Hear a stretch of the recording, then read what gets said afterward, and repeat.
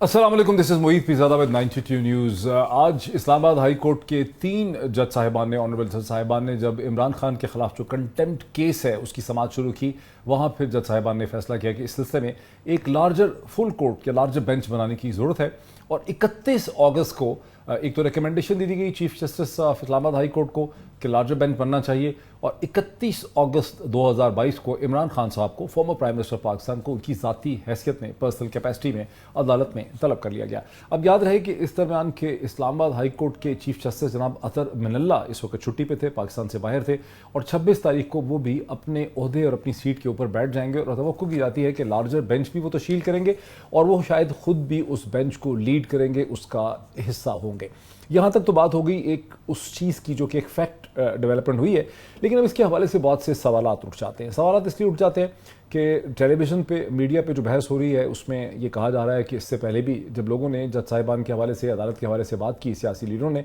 3 लोगों के नाम लिए जा रहे हैं, जिसमें दानियाल अजीज़ साहब हैं, जनाब निहाल हाशमी हैं, सेनेटर तलाल चौधरी साहब हैं, कि उन्होंने सख्त बातें की थी। उसके साथ ही prime minister, ex prime minister of Pakistan जनाब यूसुफ रज़ा गिलानी साहब की बात जो है वो की जा रही है। जहाँ तक यूसुफ रज़ा गिलानी साहब की बात की जा रही है कि उनको भी अदालत ने कंटेम्प्ट में सज़ा दे दी थी, ये बहुत ही एक फ्लॉड किस्म का कंपैरिजन इसलिए किया जा रहा है कि यूसुफ रज़ा गिलानी साहब ने जो किया था वो कंटेम्प्ट की क्लासिक टेक्स्ट बुक, यानी अगर आपने मैट्रिक की जमात पढ़नी है या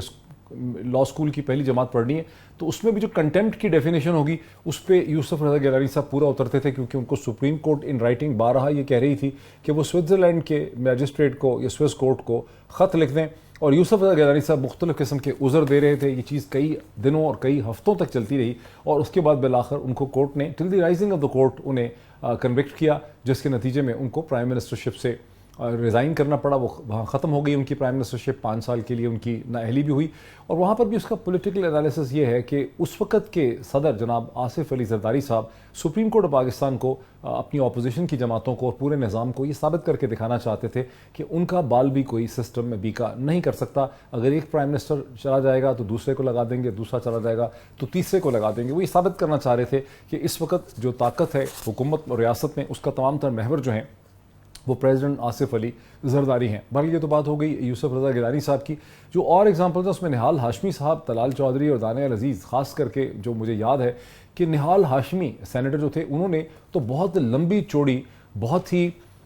ही काबिल एहतराज़ डायरेक्ट अटैक्स वाली स्पीच की थी जज साहिबान के ख़िलाफ़, सुप्रीम कोर्ट के जज साहिबान के ख़िलाफ़ उनको थ्रेटन किया था, और वो थ्रेटन फिज़िकल हार्म की शक्ल में था। वो कोई लीगल कॉन्सिक्वेंसेस कि हम केस कर देंगे, रिव्यू कर देंगे, आपको गलत साबित कर देंगे, इस किस्म की बात नहीं थी, बल्कि फ़िज़िकल कॉन्सिक्वेंसेस यानी नुकसान पहुँचाने का उन्होंने वहाँ पर क्लेम किया था। तो बड़ा मुख्तलिफ है वो एग्ज़ाम्पल। लेकिन इसके अलावा अब जब ये केस शुरू होगा, 31 अगस्त को इसकी समाअत शुरू होगी, तो टेलीविज़न के ऊपर बहुत सी इस किस्म की बात हो रही है कि बहुत से और ग्रुप, वकला और तहरीकें जो हैं वो इसमें मज़ीद इसका हिस्सा भी बनना चाहेंगे, और वो अदालत के सामने वो रिकॉर्ड लाना चाहेंगे वीडियो की शक्ल में, ट्रांसक्रिप्ट की शक्ल में, कि राना सनाउल्लाह साहब ने अदालतों के हवाले से क्या कहा था 2022 की जनवरी में। राना सनाउल्लाह साहब ने चीफ सेक्रेटरी पंजाब को और कमिश्नर लाहौर को थ्रेटन करते हुए किस तरह से कहा था कि तुम्हारे बच्चों ने यहीं रहना है, तुमने यहीं रहना है, हम तुम्हें देख लेंगे। वहाँ पर मसला ये नहीं था कि तुम्हारे खिलाफ कोई कानूनी हम चाराजोई करेंगे या लीगल कॉन्सिक्वेंसेस होंगे या कोई तुम्हारे खिलाफ मुकदमा करेंगे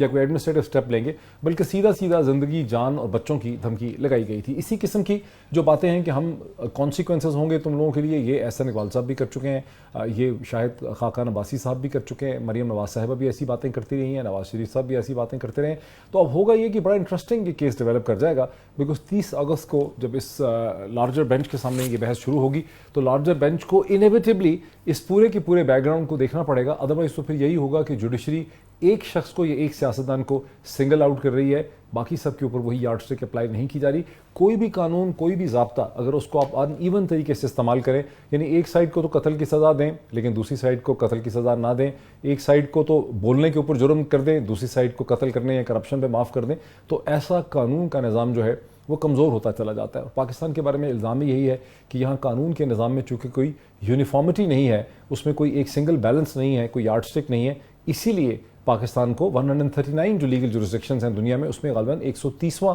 ये 131वां नंबर है। और लोग अक्सर सवाल पूछते हैं कि वो कौन सी जुरिस्डिक्शंस हैं जो पाकिस्तान से नीचे हैं। आज इतना ही, फिर आपसे मुलाकात होती है।